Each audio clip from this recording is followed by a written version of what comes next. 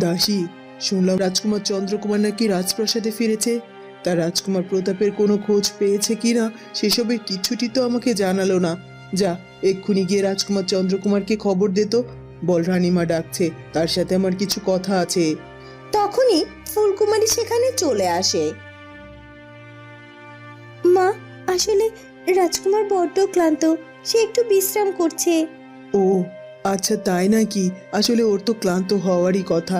গত দুদিন ধরে যেভাবে প্রতাপকে এখানে ওখানে খুঁজে চলেছে আর ছুটে চলেছে, জানি না ওর আবার শরীর খারাপ হয়ে পড়ে কিনা।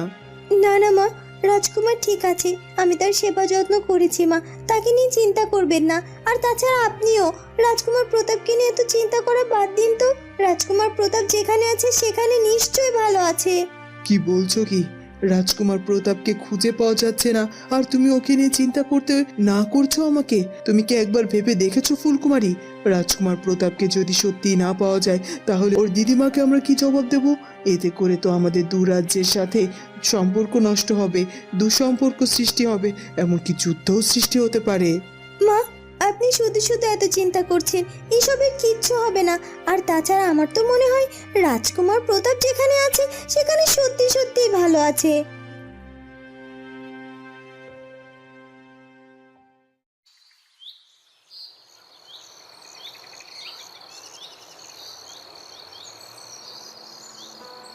বেশ খানিকটা রাত হয়ে যায়। ওদিকে রাজকুমার প্রতাপ ভীষণভাবে আঘাতপ্রাপ্ত হওয়ায় সে কিছুতেই বিছানা থেকে উঠতে পারে না। আর ফুলপরি তাকে সেবা যত্ন করতে থাকে এবং সুস্থ করে তোলার চেষ্টা করে। রাজকুমার প্রতাপ ফুলপরির যত্নে ঘুমিয়ে পড়ে।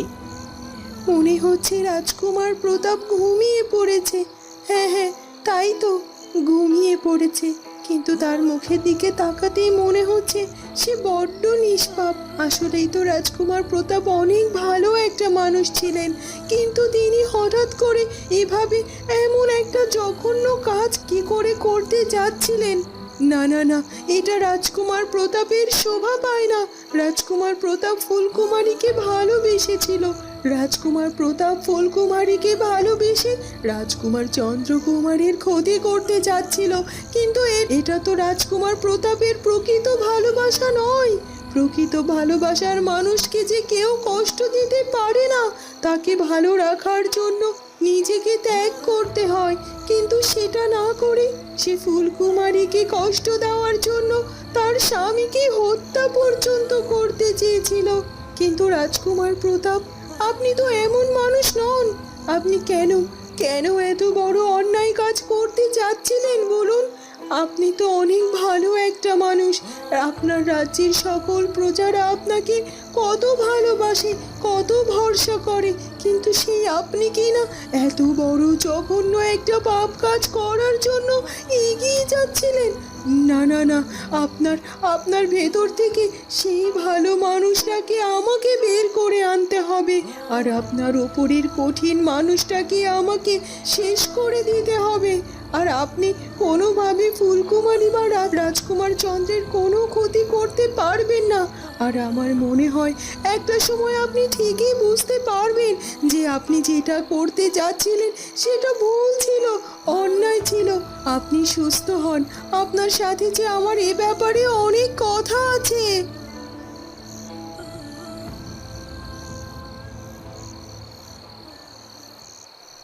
ওদিকে রাজকুমার প্রতাপের দিদিমা রাজকুমার প্রতাপ ফিরে না যাওয়ায় ভীষণ চিন্তিত হয়ে পড়ে।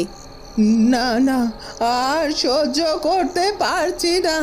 আজকে সারাটা দিন পার হয়ে গেল, কিন্তু আমার প্রতাপ ফিরে এলো না। তার মানে ওরা এখনো আমার রাজকুমার প্রতাপকে খুঁজে পায়নি। আর তাছাড়া মন্ত্রী মশাই তো বলে গেল ওরা নাকি আমার রাজকুমার প্রতাপকে খোঁজার ব্যাপারে অবহেলা করছে। আর আমিও সেটার সাথে একমত, কারণ আমি খুব ভালো করে জানি চন্দ্রকুমার কোনোভাবে চায় না যে তার স্ত্রী ফুলকুমারীকে রাজকুমার প্রতাপ ওখান থেকে নিয়ে আসুক। আর তাই তো আমার মনে হচ্ছে রাজকুমার চন্দ্রকুমার ইচ্ছে করে প্রতাপের ক্ষতি করে দিতে চায়। চাইছে। না না না না, আমি বেঁচে থাকতে আমার প্রতাপের কোনো ক্ষতি হতে দেব না। রাজকুমার চন্দ্র, আমি কোনোভাবেই তোমাকে আমার প্রতাপের ক্ষতি করতে দেব না। আর না, আর আমি কোনোভাবেই এখানে হাত পা গুটিয়ে বসে থাকবো না। কাল সকালে আমি রূপনগর রাজ্যের উদ্দেশ্যে রওনা দেব, আর ওদের কাছে গিয়ে জবাব চাইবো যে আমার রাজকুমার প্রতাপকে ওরা কোথায় লুকিয়ে রেখেছে।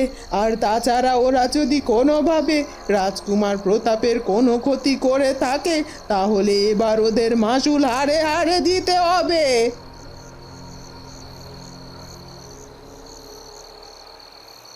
ওদিকে উর্মিমালা এবং দাসী সেই জটা মায়ের কাছে গিয়ে হাজির হয়। তোরা দেখছি চলে এসেছিস, তা তোদের আসতে এত দেরি কেন হলো? আর একটা দিন আগে আসার কথা ছিল তোদের, তাহলে এত দেরি কেন করলি তোরা? আসলে এই জিনিসগুলো সংগ্রহ করার জন্য আমাদের এতটা দেরি হয়ে গিয়েছে। ওই ফুলকুমারীর বড্ড চালাক, ওর কাছ থেকে এই জিনিসগুলো সংগ্রহ করা এতটা সহজ কাজ ছিল না জটামা। ও আচ্ছা তাই, তবে তোদের যা যা আনতে বলেছিলাম সেটা এনেছিস তো, নাকি খালি হাতে চলে এসেছিস? খালি হাতে আসলে আমি কিন্তু তোদের কোনো উপকার করতে পারবো না। না না জটামা, আমরা খালি হাতে আসিনি, একটু দেরি হয়ে গেছে ঠিকই, তবে ফুলকুমারীর কাছ থেকে ওগুলো সংগ্রহ করে নিয়ে তারপর এখানে এসেছি। যাক, অবশেষে এনেছিস, ঠিক আছে, তাহলে আর দেরি করছিস কেন? এক্ষুনি ওগুলো আমার সামনে রাখ। এরপর উর্মিমালা জটামায়ের সামনে ফুলকুমারীর চুল এবং ছেঁড়া কাপড়ের অংশ রেখে দেয়। এই দেখুন জটামা, আমি সব কিছু আপনার সামনে রেখে দিয়েছি। এবার আপনি আপনি এমন একটা কিছু করুন যেন ফুলকুমারী পৃথিবী থেকে বিদায় হয়ে যায়, আর আমার রাজকুমার আবার আমার হয়ে যায়। আমি যে আর কোনোভাবে ওই ফুলকুমারীকে আমার রাজকুমার চন্দ্রকুমারের পাশে সহ্য করতে পারছি না। তুই চিন্তা করিস না, তুই যেহেতু আমার কাছে এগুলো এনে দিয়েছিস, তখন দেখ না, দেখ না তোর জটামা এগুলো দিয়ে কি কি করে। আর এগুলো দিয়ে আমি এমন কিছু করব যে ওই ফুলকুমারীর মৃত্যু ছাড়া আর কোনো উপায় থাকবে না, ও মৃত্যুবরণ করতে বাধ্য হবে। আর তুই তুই আবার তোর রাজকুমারকে ফিরে পাবি। আমি তো এটাই চাই, আর আপনি আমার এই কাজটা করে দিন, তারপর আপনি আমার কাছে যা যা চাইবেন আমি আপনাকে সেটাই দেব।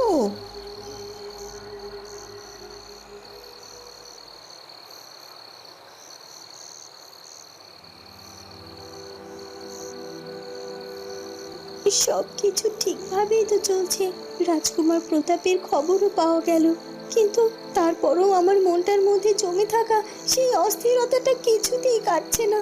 মনে হচ্ছে বিপদ যেন আমাদের পিছু লেগে রয়েছে, কিছুতেই বিপদ থেকে আমরা এত তাড়াতাড়ি উদ্ধার পাবো না। কিন্তু কিসের বিপদ, কোন বিপদের ইঙ্গিত বারবার আমার মনটাকে কিভাবে ধাক্কা দিচ্ছে বুঝতেই পারছি না।